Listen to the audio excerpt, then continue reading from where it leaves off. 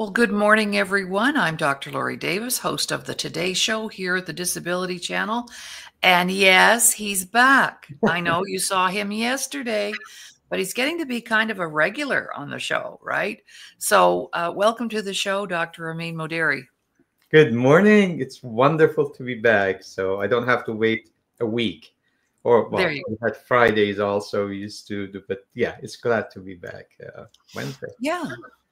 So on Wednesdays, we're revamping our shows, reconfiguring the lineup. And so on Wednesdays, we decided that this is where we would talk about VIP, very important people, which stands for Voices of and for Indigenous people, specialized communities, people that we want to feature on the show. So today we're going to start a 3-part series. And today, Ramin and I are going to talk statistically and geographically about the presence of gangs in our lives, which does and has posed a big threat to our safety and everything else that's going on. Gangs exist from right where Ramin is in Southern California all the way to the north where I am and every community in between. And we just want to pre-qualify. I've never been in a gang. I cannot speak with credibility about the lifestyle. I'm on the outside looking in. But we are going to have some guests in the next couple of weeks, our next 2 episodes, with individuals who've actually been in the gang life and got out and so on. So have you ever been in a gang, Ramin? No, I have not. And, I was surprised. I was talking to my daughter and she goes, Dad, I can tell you about them. I'm like shocked, my little angel. And it's like, oh, I, she said, Dad, and I have friends who've been. I said, well, she went to really good high school, nice high school. So you don't know what's out there. And sometimes we close our eyes. And she said, oh, yeah. And we are in Southern California and it's here. And while we discuss things that we'll see, my God, it's a huge thing. And it doesn't matter which which part of the country or continent you're in. So, no, personally, I have not. I have contact. I've been working with some, but I've never really been involved or been into except movies Right. and books. Well, yeah. And I watched a movie last night. It was called Jury Duty. Mm. And it was the story of a young woman who was called into jury duty and then approached by the mobster who was on trial, his gang, to have him acquitted. And the way that she would be able to do that would be to hang the jury. And if she didn't do that, they were going to kill her little boy. So she didn't really have much of a choice. She was between a rock and a hard place. But there was, it's interesting that that's the movie that I watched last night, and it was all about gang activity all around. And of course, our good friend Jay Stoyan, there's another potential guest for us because Jay wrote a book about 20 years ago, The Life of an Irish Street Gang. So we have connections. We have connections, and we'll make sure that these guys get on board with us talking about that. All right. So let's go over to you. Well, first of all, let's look at the why. Why would a kid, 12, 14, join a gang in the first place? Right. Well, I think I will be very much interested in our guests because you precisely mentioned that's like a top time of their age that they are very vulnerable. It's funny, they have a lot of common traits, most of them in their background when they join. So I think it's not based on what I've seen. I think that's not my expertise. I know some of them, what has happened, and it always goes back to the roots. And I think you're more a specialist than I am. And again, I would be really interested in our guests. I think what I'm probably can talk about mostly from the business side of things. I'm going to look at the structure, economy side of things, and business side. So, what can we learn from the structure of the gangs? I mean, when you go back to 1880s, 1870s, when we had the Irish, and they come here in New York and in Boston, and then think about mafia, Italian mafia. Think about Al Capone. If you ever watch Godfather, which is one of the greatest movies, there's a lot of lessons to be learned. So my life, I always try to learn from the things that it might appear very negative, but there's always a positive we can teach ourselves from those. So, but again, I have my own opinions why people join, but I will leave it up to you and our guest because I think you're more obviously um, expert on these things. But again, these are going to be my guess if I offered my choices. So I would Right. like to hear what you have to say as far as with all the Mhm. works that you've done with variety of. I Mhm. know you have worked with quite Oh, a few yes. gang Yes. members, so Yes, you I do have. have excellent. So I would like Mhm. to hear your, Yeah. your. Well, the clients that I've had who've been in gangs and out, they Mm, live the gang life, but generally it starts with even something as simple as a bag of chips and a can of pop. mm, And they can be lured that way with a bag of chips and a can of pop. Maybe they haven't seen a treat in years or ever. Usually they prey on children who are not solid or secure at home. So there's problems at home. They've either been thrown out of the house. They're vulnerable, really, really vulnerable. And my clients who've shared those raw beginnings with me, it was all about not being parented and not having good parents. And so abandoned by the family. In other words, maybe they've gotten into a little bit of trouble and the family has abandoned them. So they're looking for a family, a place where they right. feel that they belong and also can be of service, because one of our main core belief value system, we all want to be of service and we all want to help. So if I can't help my family, or if I do help my family and it doesn't get acknowledged or recognized, well, maybe here's a place where I'll be validated. So it's often, I would say 90% of the time, I don't have that statistic, but those are how they get lured in. There's trouble in paradise, so to speak, and they're looking for a place to land. And so the gang structure, which you're going to talk about, is very savvy at finding and preying upon those kids. I mean, we're talking 12-year-olds. And then the training begins. And who's more impressionable than a child? Right? So now this becomes not only a lifestyle, it becomes their schooling, their friends, their camaraderie, the validation, the support, and we're in business. So it's very personal why kids join. And I know there's tons of other reasons, but those are the ones that I'm aware of based on the work that I've done with ex-gang members and anybody that I've heard speak about being in a gang. And the girls are talking here. Sylvia and Kathy are here. And Sylvia says, gang life and the lost souls that seek friendship and love. And gangs know who is vulnerable. Yeah, they'd probably never pick you or I up, Mm. just saying. No, but you see, there are probably times, though, in our childhood when we could have been picked up had we been more vulnerable. Mhm. So that's all I know. I don't know much more than that about the beginnings and the well, Kathy's mentioned money may be a factor. Well, when you're 12, it's not about the money, it's about the security. A place to stay, food on the table, basic needs are covered. So they take care of that.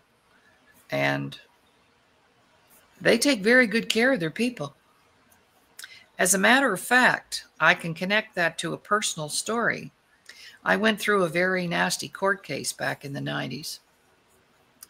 And after it was all said and done, I went to see a chiropractor / massage therapist. I was all stressed out. My body was completely like a big ball of nerves.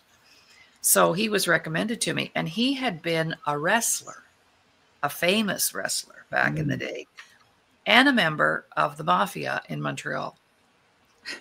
I didn't know that when I went to him. He was recommended to me by a friend. He was really good at what he did. And he got that stress out of me and the pain and everything.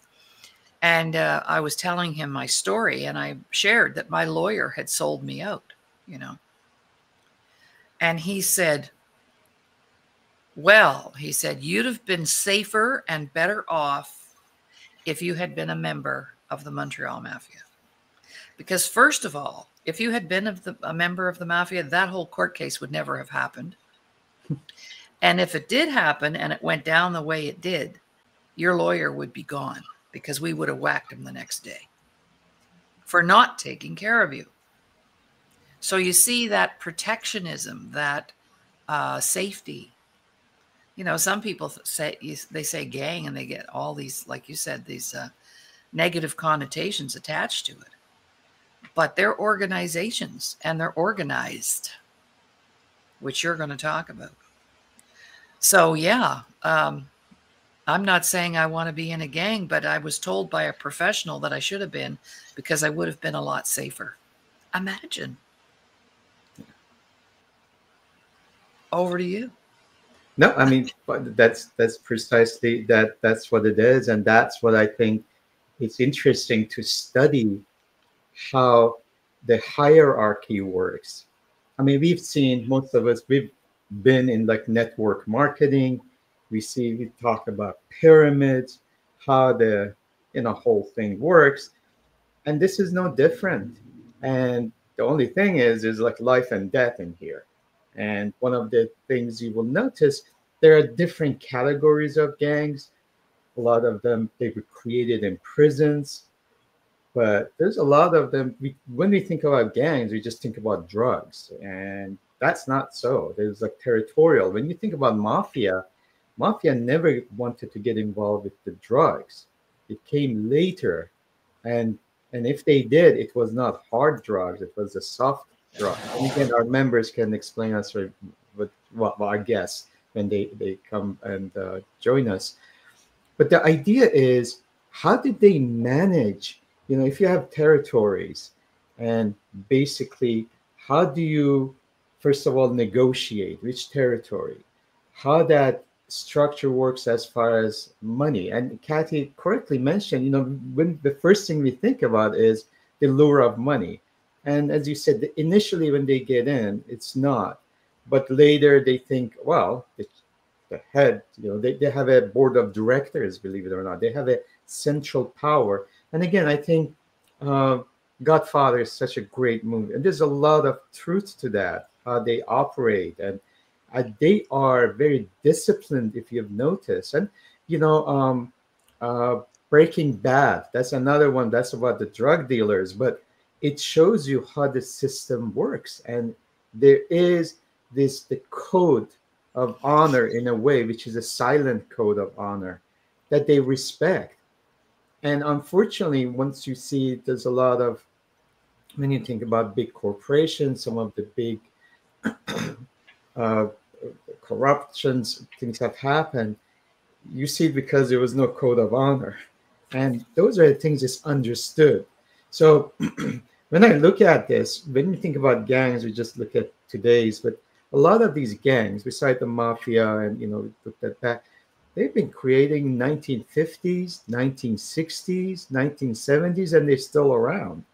We think about, we go back, at least like in California, where I am, we have the Crips and Bloods. They started in LA. They're the rivalries. And for them was more of a territory. Then one of the largest ones are, the Aryan Brotherhood. They're like, Nazis. They're but they were more of a prison gangs. It was all about their power struggle and protecting their own members. And they're very brutal, like you said. There's no mercy, but not all of them are basically, they kill, or it's more about protecting their own members. And that loyalty is important. Of course, again, our guests will talk about those that, there's always a fear because they know too much about the hierarchy and the system. So, we see, at least in the United States, we talked about there are groups like neo-Nazi, like Aryans, they're all white. Then we have quite a few African Americans groups, and then we have Latinos. Could be from Mexico, the Puerto Ricans. There are groups now, they're coming from Venezuela, El Salvador, Guatemala. They have their own groups, and it's all about the identity in that situation. And as I mentioned, like in Chicago, we go back, there's Latin Kings. And then we have, those are mostly Mexican, and there are some Puerto Rican.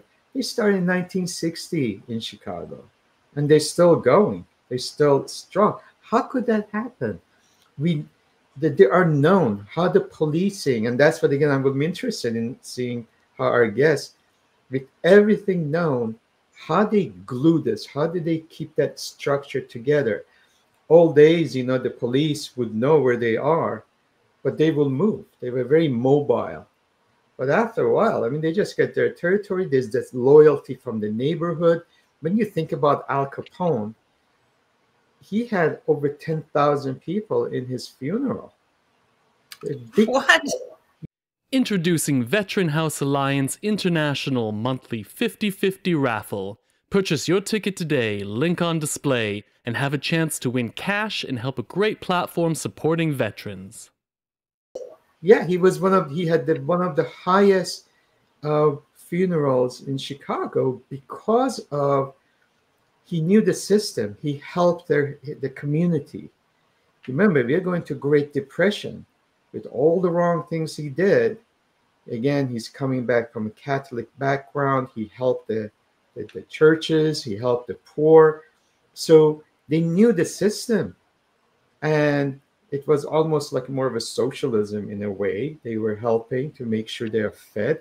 So there was this big, there was this loyalty. They would not snitch. And the snitching, as you know, is like a definite no-no. And especially in the prison system. So on the other hand, we have the MS-13 that started in 1980s, and then the one of the oldest ones, believe it or not, we have the Jewish Defense League. They were more the political side. Get rid of, they were in United States and Israel. Get rid of people that was for against Semitism. So that was the way, but they were gangs. So it doesn't have to be all about drugs, and it doesn't have to be all about money. So one of the interesting things that there was a graduating student in 2000 in Colombia. He started studying the gangs, and he's a professor in sociology in Colombia, and he was looking at from the economic side of things. And that's what, I can talk about. Again, the life I cannot. But from the economic side of things, it's really fascinating about their recruitments. And like you mentioned, they know where to go. And you said like a bag of chips. They're very good at that. And they know the vulnerability. And you've said, we talked about yesterday, but you also, when you look at the victims of the robbery or even when we talk about rape, the predator generally knows the feeling of their victim. They know how they react. If they're nervous, if they are not confident, and that's their prey. So at the same thing in the gang recruitment, they know who's vulnerable and who needs, like you mentioned, the sense of value and belonging. Like you mentioned, a lot of them come from broke, not all of them, because there's some actually rich white dudes are coming from really high. That's for the sense of, again, significance sometimes. And we hear about the rap singers that they claim, some of them, they just for glory, and I don't want to use names, some really big names, they never been part of gang, but they want to, attract for their music or publicity. Say, oh yeah, I was part of this gang. Well, sometimes they do not survive if they were part of that gang. So basically, a lot of times is that vulnerability, broken homes, like you mentioned, or the abusive parenting, and so it's always about out. So go ahead. Yeah, if you don't mind, I think this is the time to mention this. What I'd like us to be also communicating today is the size of the community. So, for example, I lived in a community of 250 people in the winter on the lake, which grew to 3,000 in the summer. But we were victims of a gang that existed in my community of 250 people. And everybody knew who they were. Yes. Everybody knew who they robbed. And we were almost burned down. Because two gang members in a stolen truck tried to rob the liquor store. The owner of the liquor store chased them into our yard. They parked this truck. This was in 2018. Parked this truck 3 feet away from our double detached garage and then torched the thing. And if it had not been for Pride, our dog, which is why he is so spoiled, he smelled the smoke and woke us up at 2 o'clock in the morning. And I looked out our front window and I thought our garage was on fire because I couldn't even see the truck. And those two guys escaped on foot. We knew exactly where they'd gone because there was a gang meth house across the road from us. And the police came an hour later and said they had apprehended them but had to let them go because they couldn't link them to the crime physically. So it doesn't matter the size of your community. You don't have to be in Los Angeles. Right. And the smaller the community, and I'm thinking about some of our northern communities that are right now plagued with gangs.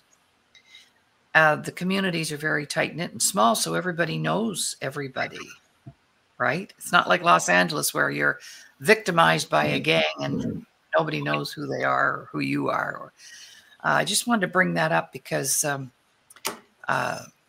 right now, I know in one of our northern communities right now, they're hearing gunshots every single day. Every single day. They're almost desensitized right now. They hear the gunshot and they go, oh, well, but that's gang activity. So I just needed to bring that up because you're going to reach back around and talk about the economics and the police are like, I don't know if their hands are tied or they'll threaten them to burn their house down or kill their wife or take their kids, or I don't know that. Our guests will be able to inform us of that. So as a senior, we've got a lot of people being victimized right now by gangs, and it's organized. That's exactly what it is. So organized. You on the organization, right? And as I mentioned, it's not just about drugs; it's about control, power, extortion, and that's how it started. The territories, and how the business owners, in order to be protected, because that's the power of organization. Oh, you got to pay 20% of or 10%, whatever you earn every week, right on time. And again, I don't want to, those are the bad things, but learning from that, the discipline that they have, what they do, they're right on time. The books are perfect. They collect, every penny is accounted for. If you have a penny here or there, they get punished because everybody's accountable in that organization.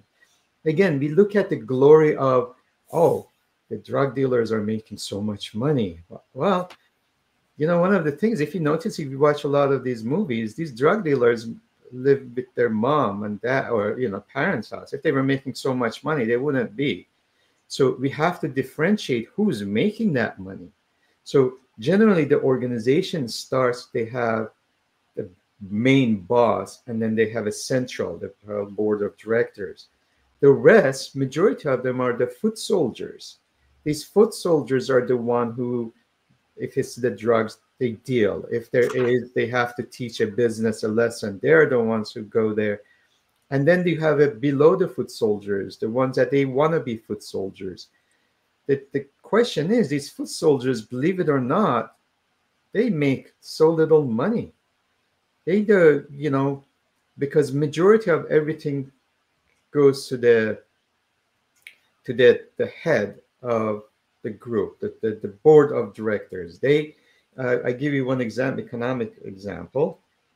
If, first of all, the second person in power, they always send out 20% of their revenues immediately goes to the boss. But what happens is, we're talking about, let's say, the drugs or extortions. If the boss is making $500,000, and that's what it is, just in his example, the foot soldiers make $500. I mean, there's a big discrepancy. And why is that? And again, they are accounted, they're different levels. So they have the board of directors, and why people would do that? They can go work a minimum wage and make, money. McDonald's, they will make more money. The idea is they think they would get to the next level. That's where because sometimes some of them make $20,000 or $30,000 a month, and it could be lucrative. There's some of these gangs, I mean, their members have, but majority of those are there. Again, initially was because of source of belonging and being a member of a community for them. But the second was, oh, so-and-so is making that money. The interesting thing is the boss knows that, and on purpose makes sure the foot soldiers don't make any money. And the reason for that is so for them to know who's the boss. This is the boss with all the power, this luxurious environment, whatever, and they have to listen to him. So there's a power in here that unless they're really dedicated, they're not going to move on. But there's this, again, the perception of letting them know, hey, listen, I got all the power. And that's what how they're organized. And again, watching the movies, it gives us a good, movies are fiction, but they come from reality of life. Even when we exaggerate things, I think a lot of good movies, and we've talked about, some of the movies about investing, and we've talked about trading, but there's a lot of truth to that because I've lived through that. I've seen the people that they project on the movie set. I've seen them. I've seen what happens on Wall Street, what happens in the parties, and there's a truth. So it's not just fiction. Even if it's like exaggerated, it's still there. And that's what I go back. There's some great movies. Even a movie like Casino, we learn so much about the interrelations. And you can see that you mentioned about safety. A lot of these, not all of them are out there to kill people. They have their discipline. There is a reason sometimes, they're not gun swinging. They do have the discipline. They get punished if they didn't do it for the right reason. The rivalries are the one most of the time. It's about competition. So they don't try to just do, but they do. And there's a lot of innocent people right in the middle. But sometimes they do have their purpose. Even if they do robberies, they do have, there was a reason for that a lot of times. So it's not just, being anarchists in a way. So they are very structured in that. And that's what fascinated me, that how, again, the management works precisely. There is a management, there's accountability from the accounting side, how everything is accounted for. They have their own accountant, which is for life. They would not see the time of the day. And, it was like with Al Capone. It was a little thing about tax evasion. They couldn't get him. And it goes back to your question. The police knows where they are. It's amazing how they don't even want to go to that territory. I know we have like Compton in Southern California. A lot of them, they're afraid to go there. There's a fear of life because the community is tight knit too. So, like you have said it before, somebody's cousin is a member, somebody's brother is part of that. As much as they hate to do it, they cannot because they have to protect their own family. So, fortunately, we don't look at from outside as an outsider. I say, oh my God, police, just go, life is in danger. Well, there is that relationship problems or issues that they have to protect. You have also, you've said it many times, when it comes to question of abuse in families and other things, the drugs, and as someone from again outside, I have to say, this elite intellectuals who write the books and they live in theories and they tell the society what to do. Yeah, it's easy when you have this utopia mentality, how the world should be. Well, the reality is different. Is that when we study the people's relationship, that's why, again, from economic point of view, I've said it many times, I repeat myself, the heads of the central banks, the members of the one who talk about inflation and interest rates, most of them, they never worked in their lives. They've had a paycheck coming from the government to them. So how would they understand that small business suffering when they have to pay their employees, they have to pay their taxes, they have to pay the suppliers, how they live day to day? They're not sure their business will. They don't understand it. They live under, as from the book point of view, yes, things work. The same thing happens when we look at why the police is not doing this. Why not? The families are in danger. Why they're not snitching out? They protect. But I also heard sometimes when the young, if it's like the beginning, the police comes and threatens them, the youngsters, they come to the door, they say, listen, once you're in the prison, life is not pretty.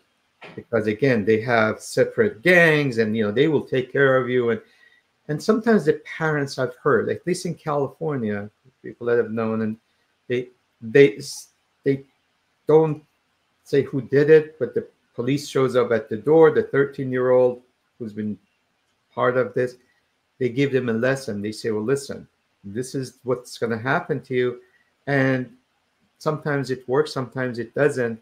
But there's a one way in the beginning for them to maybe get out of it before they're too deep in this problem. I mean, that's my understanding that has happened. I've seen some parents have done that. But generally, the communities are very close-knit and they don't snitch out. And that's the problem that the police has, that, they need witnesses. But also, I need to say, the system a lot of times is corrupt as well. I mean, as I said, we watched the mafia is like the same thing with all these gangs. They know who the connections are and how to, it's all about economics, right? How the finances work. And it's not just in the United States or Mexico or Canada. It's all over the world. Every place, they just call it a different name. And Yes. then, in many emerging countries, bribery is part of life. They just know it is a business. Right. So you pay the head of the organization. Well, there's this government organization. You need a permit. Oh, it's going to take 6 months. 10 minutes later, it's done. Right. The envelope, a gift basket of gift. Oh, it was just a gift. Please accept this, and then boom, the things are done. So it goes around the world. We don't call it gangs, but basically it's the same mentality in a way.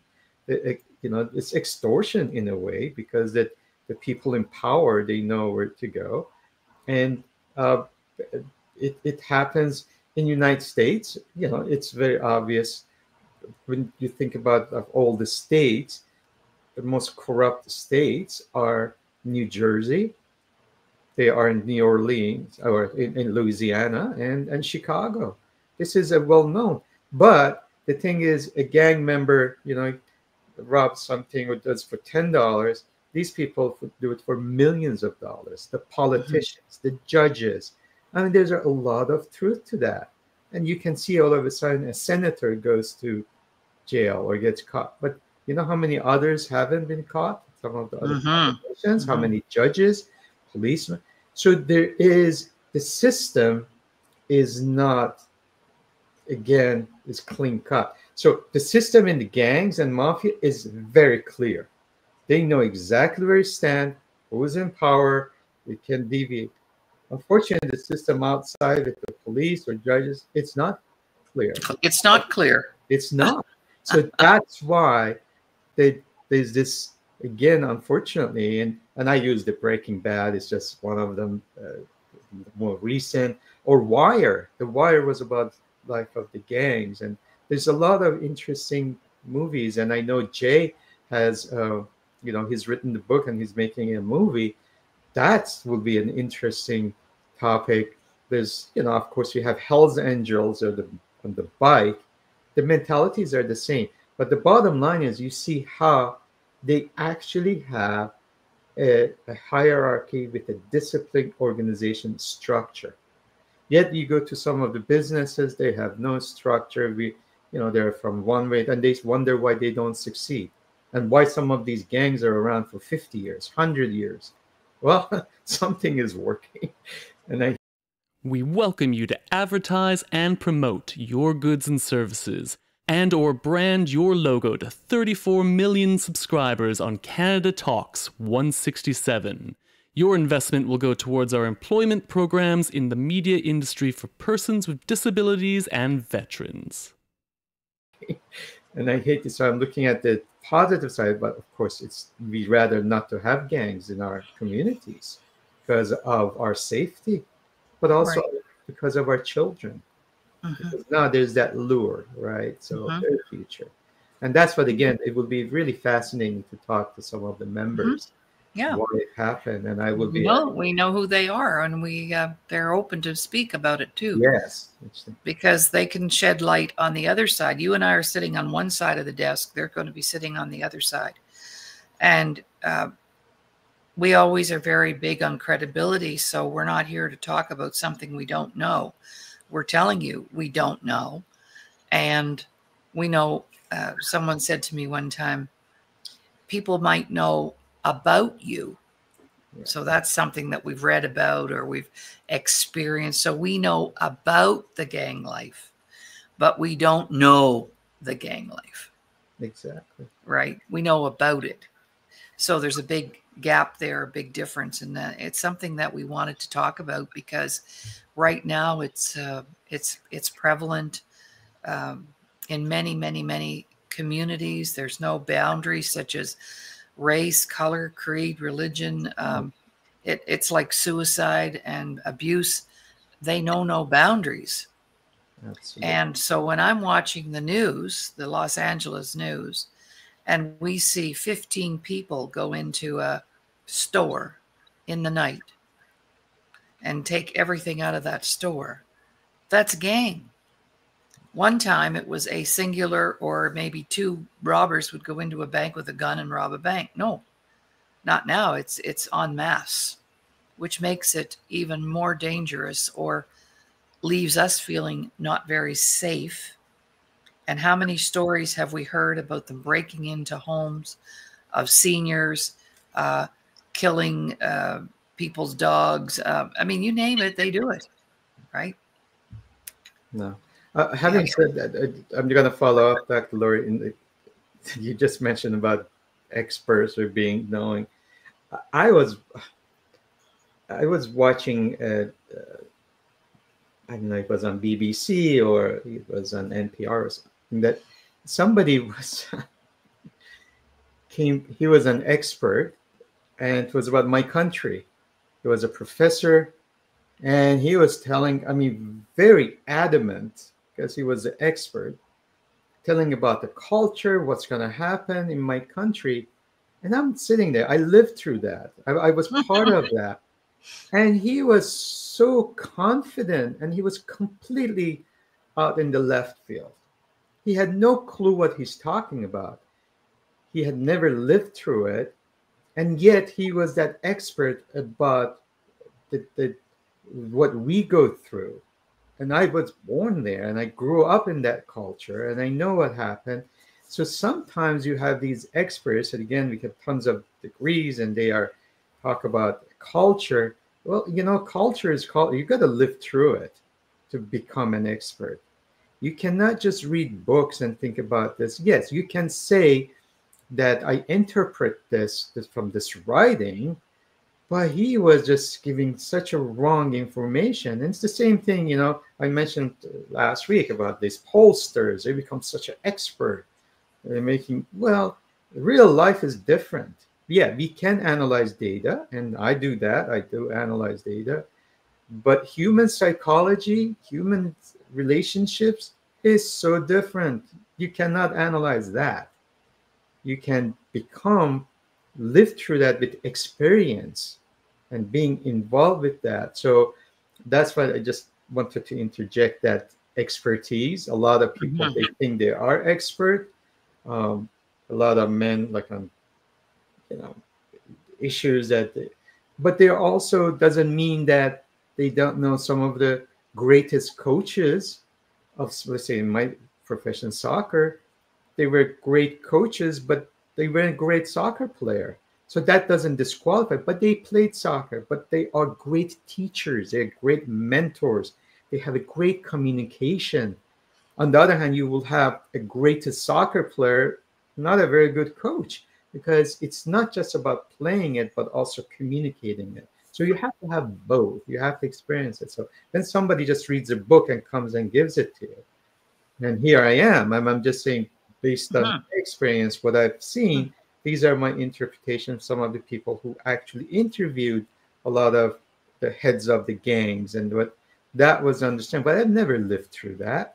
And I cannot really judge that. I can just give an input. But unfortunately, you do have a lot of experts that they can write papers and get their PhDs on it, but never lived through it. So that's just an observation.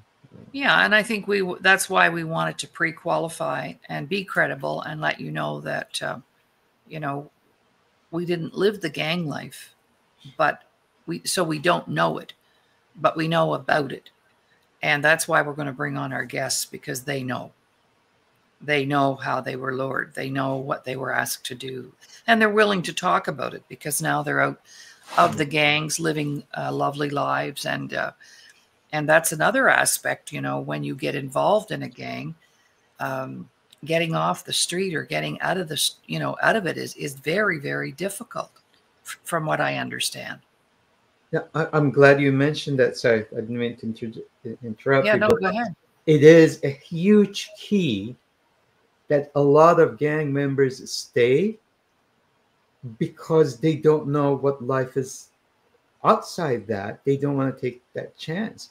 This reminds me, one of the greatest movies, if nobody's watched, it's a Shawshank Man.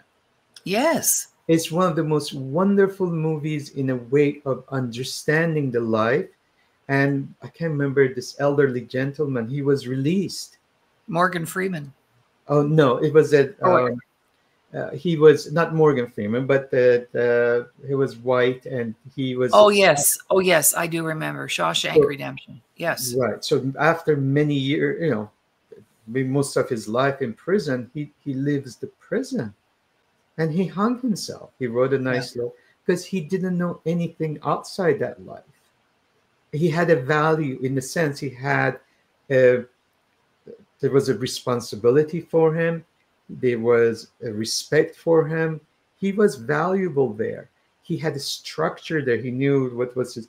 He comes out, and you would think, I never forget. He had his suit on with his briefcase, like a little. Yes. But he comes out, and next thing you know, he hung himself in the hotel room, and that is the problem with a lot of times when we get involved. We don't know, and that's why the work like you do. That's what. It's important to do that soul searching and offering. that there is alternatives. And that's what the problem is with our society sometimes, the policing and other things, that alternative is not shown or is not available.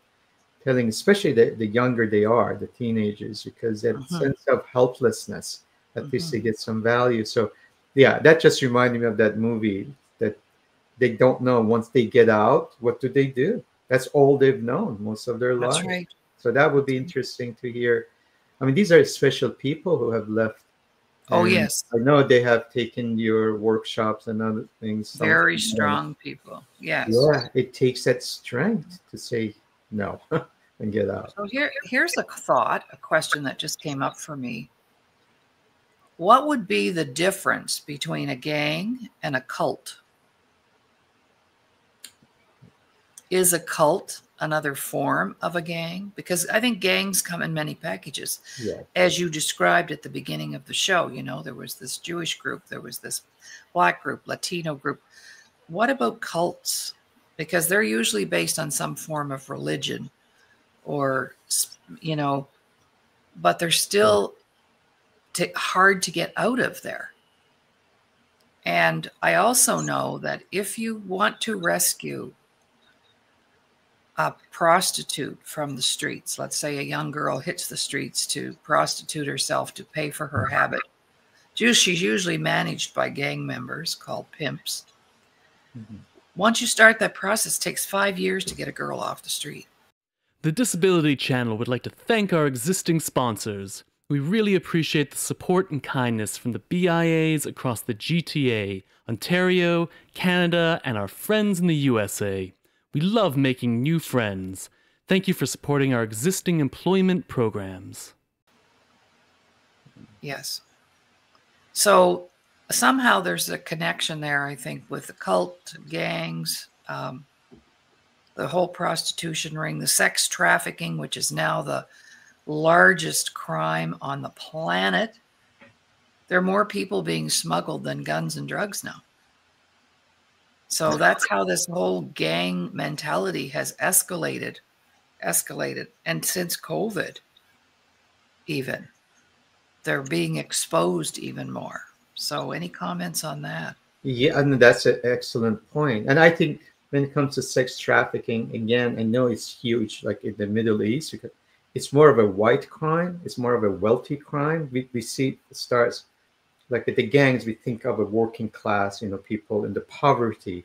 I think, unfortunately, the sex crimes are, or the trafficking is more of a wealth in a sense.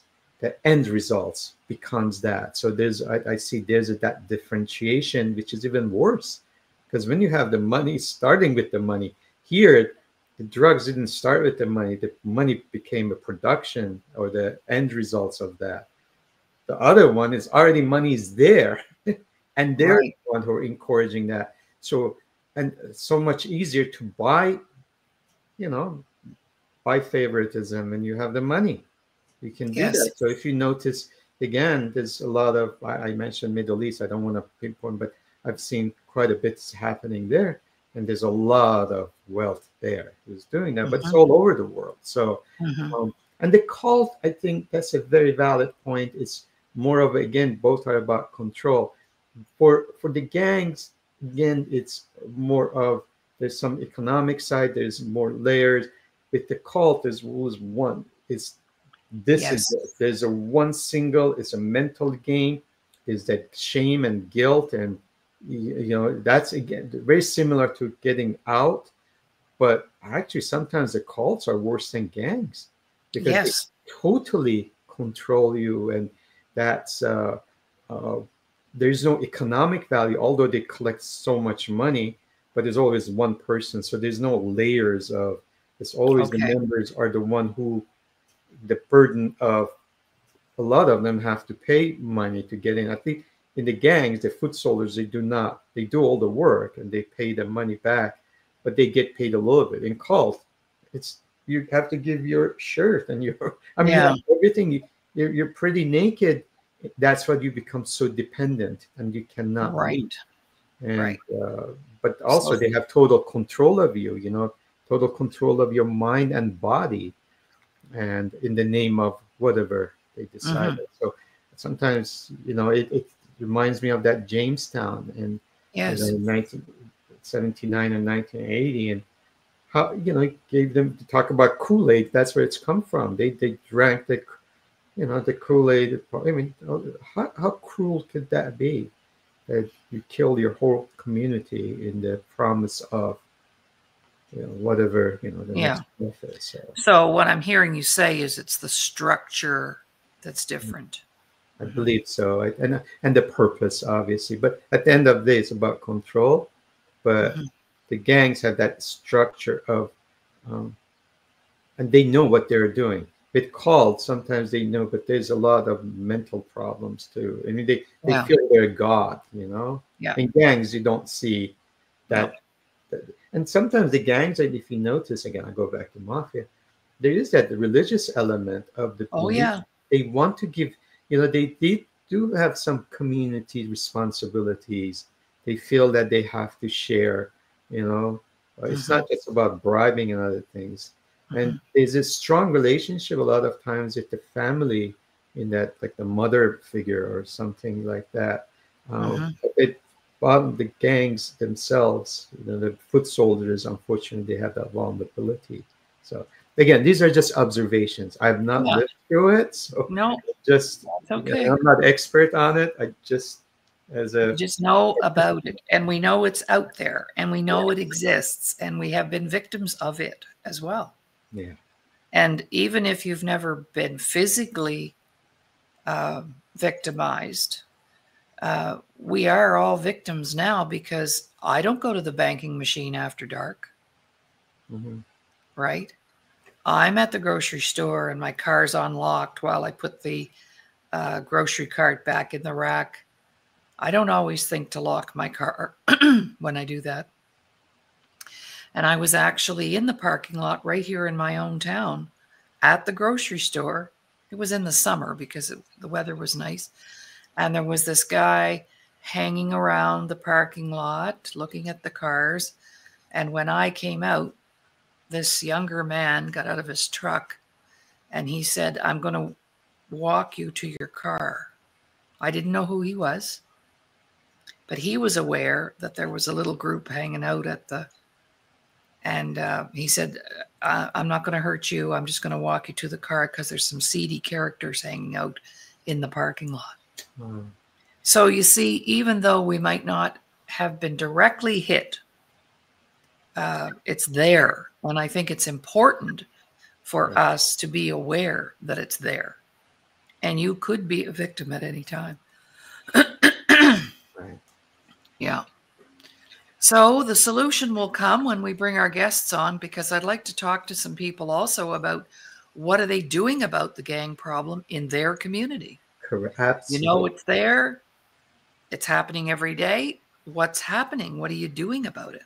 So I'd like to pull in some people from some of our communities that are experiencing that direct hit with gang members to find out. So I think our next show next week, we'll have some ex-gang members on as guests. And then the following week, we might have them back because maybe they have the solutions too. So anyway, so my feelers are out there. And if you have any connections where you are the expert, because you've actually lived the life, then we need to talk to you and have you on the show. Anything else you need to say? I hope everybody enjoyed our VIP show today. Very important people. We talked about some very important people today. Over to you. No, I'm glad you mentioned this is not exclusive to one community, one generation. I mentioned this has been going on for hundreds of years. I mean, going back to 1880s, but it is, the major ones are still from 1960s, 1970s. So it's an ongoing thing. And obviously nobody has come up with the complete solution, but we start with one community at a time. And if you can do that, that safety, that would be awesome. But we're just opening this box that hopefully we can at least make our audience be aware that, first of all, they're not the only victims. It happens all over. But also some of our communities, they have no clue that something like this is happening out there, because they've never been to. And I used to work in New York, and I used to joke around. If you haven't been robbed 2 or 3 times, you're not a New Yorker. So it was facts of life, and I was there, in early 1980s, and I remember that. So, but most people here, you go to Beverly Hills, or they have no clue. But then they go to some places, it happens. So it's the reality of life. So I'm glad that at least we give some awareness. That's right. That's right. And that's all our job is anyway. Right. Did you know that? We're just awareness experts. Right. We may not be gang experts, ladies and gentlemen, but we are good at making people aware. All right. Well, goodbye for today.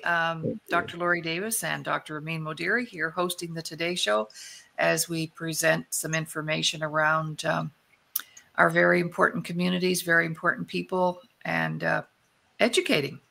Yeah.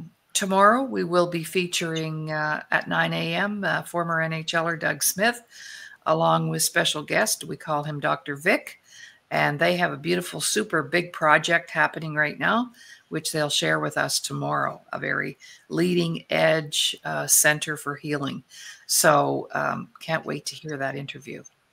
All right, so bye for now, and have a great rest of the day, everybody. Thank you. Bye-bye.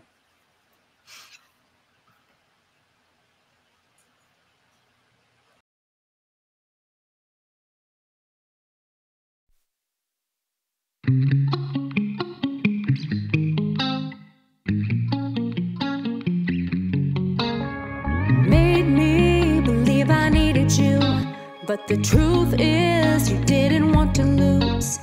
Said you'd never fool me, but the thing is that I don't agree. Made it seem like you're the only one who would accept me. I guess you were wrong. Right after you left me, realized you should have kept me. Would be accused of your lies. That was the last time. Don't wanna be a victim. Don't wanna be a victim. You think I could never move on. You said there could never be a swan. You think that I needed you, but the truth is